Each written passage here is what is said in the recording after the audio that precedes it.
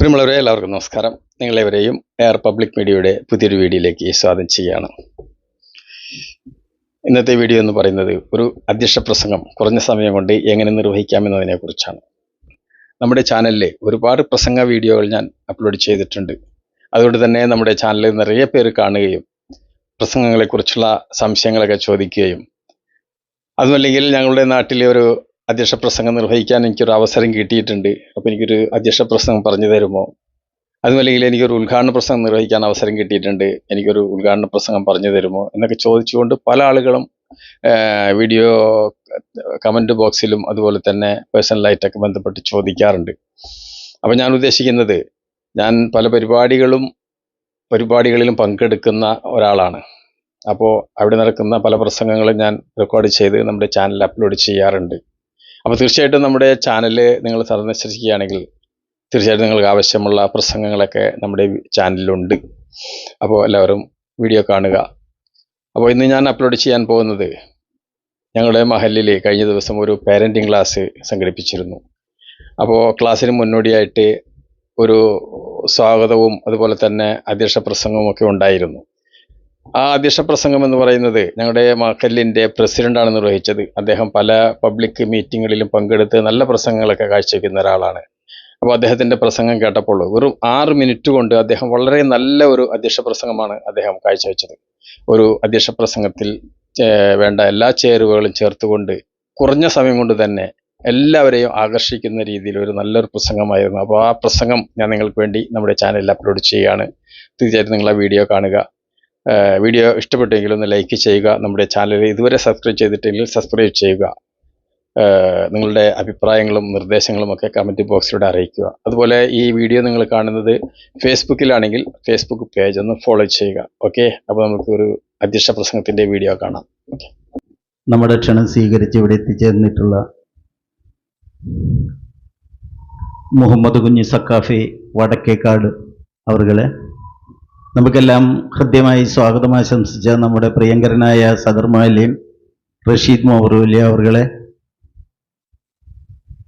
ഹൃദ്യമായ പ്രാർത്ഥനയിലൂടെ നമ്മളെയെല്ലാം സർവശക്തനായ അള്ളാഹുവിൻ്റെ സന്നിധിയിൽ എത്തിച്ച പ്രിയപ്പെട്ട നിജാസ് ഫാദലി അവർകളെ, നമ്മുടെ മദ്രസയുടെ അതേപോലെ പള്ളിയുടെ പരിസര പ്രദേശങ്ങളിലൊക്കെ ദീനി ദൈവത്തിന് ഏറ്റവും കൂടുതൽ കാലം സേവനം ചെയ്ത് ആരോഗ്യത്തോട് സുന്ദരമായി നമ്മളെ ഇന്ന് നയിച്ചുകൊണ്ടിരിക്കുന്ന ജബ്ബാർ ഉസ്താദ് അവർകളെ, വേദിയിലെ മറ്റ് വിശിഷ്ട വ്യക്തികളെ, സ്നേഹസമ്പന്നരായ സഹോദരി സഹോദരന്മാരെ, ഏറെ സന്തോഷകരമായ ഒരു വേദിയിലാണ് നമ്മൾ ഇന്ന് പങ്കെടുത്തുകൊണ്ടിരിക്കുന്നത്.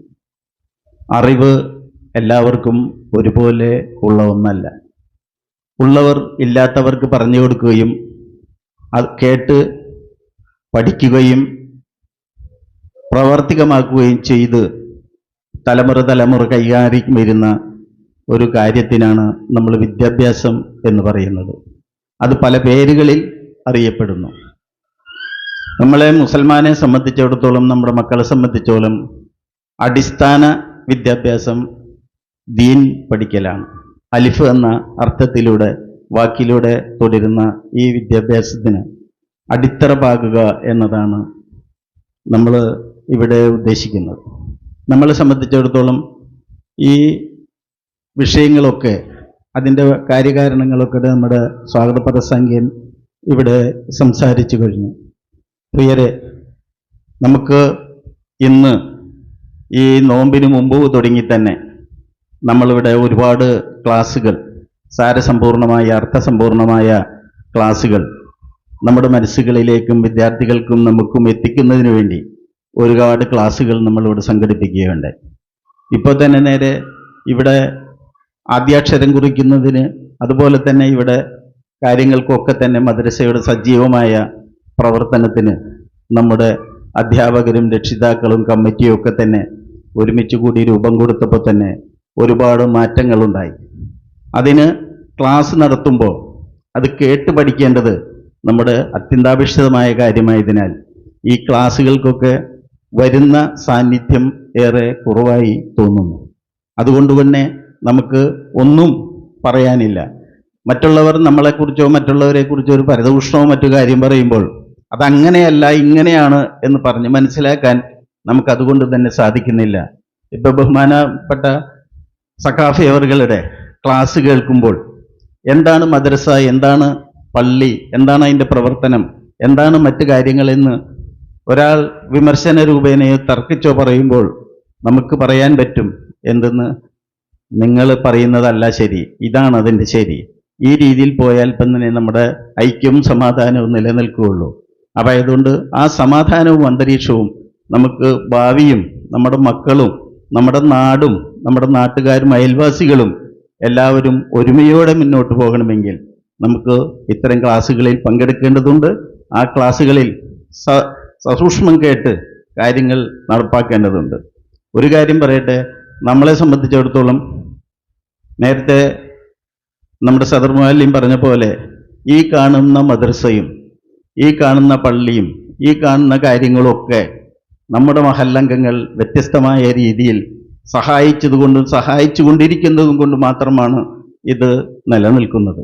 ഇത് നിലനിൽക്കുമ്പോഴാണ് നമ്മുടെ എല്ലാ രീതിയിലുള്ള അർത്ഥത്തിലുള്ള ജീവിതത്തിൽ അർത്ഥമാകുന്നത്. ആയതുകൊണ്ട് നിങ്ങളാൽ കഴിയുന്ന ഈ പള്ളിക്ക് വേണ്ടി, മദ്രസയ്ക്ക് വേണ്ടി, അല്ലെങ്കിൽ വിദ്യാഭ്യാസ സ്ഥാപനങ്ങൾക്ക് വേണ്ടി, സമൂഹത്തിന് വേണ്ടി എന്തെങ്കിലും നമ്മൾ ചെലവ് ചെയ്യുമ്പോൾ അതിലുള്ള സുഖം വേറെ ഒന്നാണ്. നമ്മൾക്ക് ഒരു പണമുണ്ടായത് കൊണ്ട് കാര്യമില്ല. പറയട്ടെ, ഇത്തരം കാര്യങ്ങൾക്ക് ചെലവ് ചെയ്യുമ്പോഴാണ് നമ്മളൊരു കാര്യം മനസ്സിലാക്കണം. ഞാൻ ഇന്നലെ ഒരു ഗൾഫിൽപ്പെട്ട നമ്മളെ ഒരു അഭ്യുദയകാംക്ഷിയായിട്ട് സംസാരിച്ച് പള്ളിയിൽ വെച്ച് പറഞ്ഞപ്പോൾ അവൻ 45 വർഷമായി ഗൾഫ് രാജ്യങ്ങളിൽ ജോലി ചെയ്യുന്നു. ആ കാലഘട്ടങ്ങളിലൊക്കെ ഒരുപാട് യുദ്ധങ്ങളും വെള്ളപ്പൊക്കവും കൊറോണയും ഒരുപാട് ബുദ്ധിമുട്ടുകളും അനുഭവിച്ചു തിരിച്ചു വന്ന് നമ്മൾ വീണ്ടും തിരിച്ചു വരികയാണ്. അതിൻ്റെ പ്രധാന കാരണം നമ്മുടെ ഈ പള്ളിയിലെ പ്രാർത്ഥനയും ദീനിനു വേണ്ടിയുള്ള സഹായങ്ങളും കാര്യങ്ങളുമാണ് അത് നിലനിർത്തുന്നത്. ചെയ്തുക അതുമാത്രമാണ് നമ്മുടെ ഏറ്റവും വലിയ മുഖ്യാധാരം. ആർക്കും പിടിച്ചു നിർത്താൻ, ഒരു ശാസ്ത്രത്തിനും പിടിച്ചു നിർത്താൻ പറ്റാത്ത കാര്യങ്ങൾ ദീനിൻ്റെ പ്രവർത്തനം കൊണ്ട്, പ്രാർത്ഥന കൊണ്ട്, അള്ളാഹുവിൻ്റെ ഇതുകൊണ്ട് രക്ഷപ്പെട്ടു വരികയാണ്. ഇപ്പോഴും അവിടെ ജീവിക്കുന്നത്, നമ്മുടെ കുടുംബാംഗങ്ങളൊക്കെ ജീവിക്കുന്നത്, നമുക്ക് വേണ്ടി പൈസ അയക്കുന്നത്, നമുക്ക് വേണ്ടി കാര്യമായ കാര്യങ്ങളൊക്കെ ചെയ്യുന്നവർ പലരും അടച്ചുപൂട്ടി റൂമിനകത്തിരിക്കുകയാണ്. മിസൈലുകളുടെ ശബ്ദങ്ങൾ, മിസൈലുകൾ തലയ്ക്ക് മീതെ പോകുമ്പോൾ അത് പൊട്ടിത്തെറിച്ച് പ്രതിരോധിക്കുമ്പോണ്ടാവുന്ന കഷ്ണങ്ങൾ ചിന്നിച്ചിതറി വളരെയധികം ആളുകൾ മരിക്കുന്നു, പുറത്തു വരുന്നില്ല. ഇന്നലെ തന്നെ 12 പേർക്ക് പരിക്ക് പറ്റിയെന്നാണ് പറയുന്നത് അബുദാബിയിൽ. ബഹ്റൈനിൽ വലിയ യുദ്ധങ്ങൾ നടക്കുന്നു. ഇതൊക്കെ ഒഴിവാകുന്നതിന് വേണ്ടി അന്ന് ശംസു പറഞ്ഞതുപോലെ നമുക്ക് ഇത്തരം പ്രാർത്ഥനകളും ദുആകളും വേദികളും നമുക്ക് കൂടുതൽ ചെയ്യേണ്ടതുണ്ട്. അതിനെല്ലാവരും സഹകരിക്കണം. ഇപ്പോൾ നമ്മുടെ മക്കൾക്ക് ദീൻ പഠിക്കുന്നതിന് വേണ്ടിയുള്ള ടേബിളിൻ്റെ കാര്യം പറഞ്ഞു. അതൊക്കെ നിങ്ങൾ ഉദ്ദേശിച്ചാൽ നടക്കും. ജീവിതത്തിൻ്റെ ഒരു ഭാഗം എന്ന നിലയിൽ അതൊക്കെ ചെയ്തുകൊണ്ട് ഈ കാര്യങ്ങളൊക്കെ ബാക്കിയാക്കണം. നമ്മുടെ എല്ലാ നല്ല പ്രവർത്തനങ്ങളും സർവശക്തനായ അള്ളാഹു സ്വാലിഹായ അമലായി സ്വീകരിക്കുമാറാകട്ടെ, ആമീൻ എന്ന് പ്രാർത്ഥിച്ചുകൊണ്ട് നമുക്ക് ഈ മഹത്തായ ക്ലാസ് നയിക്കുന്നതിന് മഹാനായ യുവ പണ്ഡിതൻ കുഞ്ഞു മുഹമ്മദ് സഖാഫി വടക്കേക്കര അവരുകളെ ആദരപൂർവ്വം ക്ഷണിച്ചുകൊണ്ട് അവസാനിപ്പിക്കുന്നു. അസ്സലാമു അലൈക്കും.